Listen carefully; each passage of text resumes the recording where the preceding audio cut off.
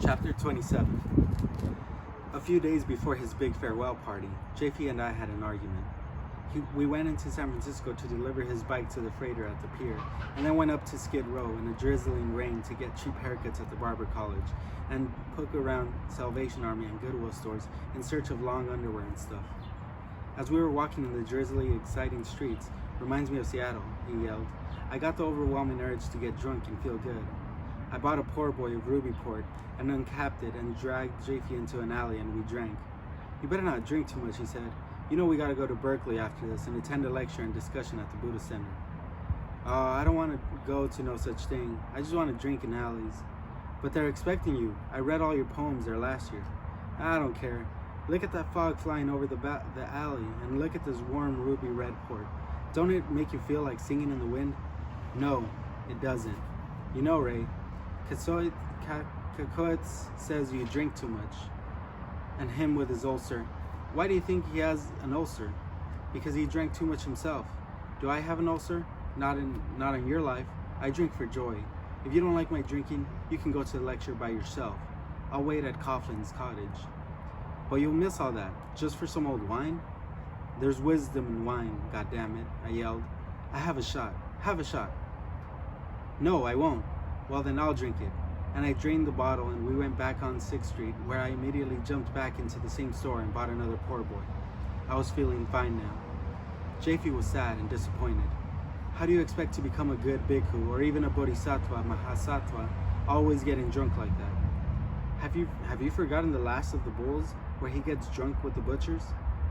So what?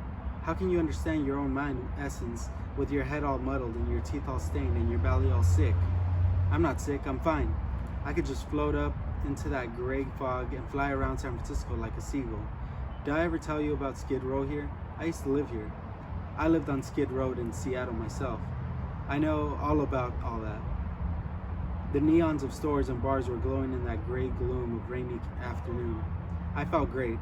After we had our haircuts, we went into Goodwill store and fished around bins, pulling out socks and undershirts and various belts and junk that we bought for a few pennies.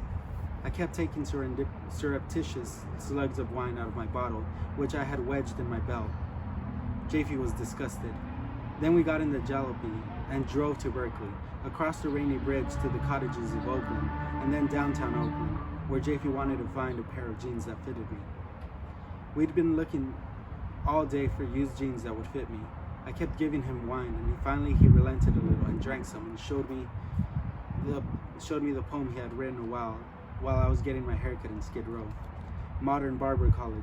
Smith eyes closed suffers a haircut, fearing its ugliness, 50 cents. A barber student, olive-skinned, Garcia on his coat. 2 blonde small boys, one with fear face and big ears watching from seats. Tell him, 'You're ugly, little boy, and you've got big ears.' He'd weep and suffer, and it wouldn't even be true. The other, thin-faced, conscious, concentrated, patched blue jeans and scuffed shoes, who watches me delicate, suffering child that grows hard and greedy with puberty. Ray and I, with poor boy of Ruby Port in us, rainy Mayday, no used Levi's in this town. Our size, the old barber college, T&G, crappers, Skid Row, haircuts, middle-aged barber careers, start out now flowering." "See," I said, "you wouldn't have even written that poem if it wasn't for that wine made you feel good." I would have written it anyway. You're just drinking too much all the time. I don't see how you're even going to gain enlightenment and manage to stay out in the mountains. You'll always be coming down the hill, spending your bean money on wine, and finally you'll end up lying in the street in the rain, dead, drunk. And then they'll take you away and you'll have to be reborn teetotaling bartender to atone for your karma." He was really sad about it and worried about me, but I just went on drinking. When we got to Elvis Cottage and it was time to leave for the Buddhist Center lecture, I said, I'll just stay here and get drunk and wait for you. Okay, said Japhy, looking at me darkly. It's your life. He was gone for 2 hours.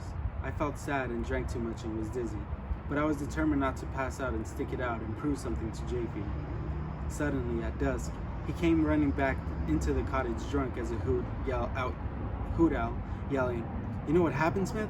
I went to the Buddhist lecture and they were all drinking white raw sake out of teacups and everybody got drunk. All those crazy Japanese saints. You were right. It doesn't make any difference. We all got drunk and discussed prajna. It was great." And after that, Japhy and I never had an argument again.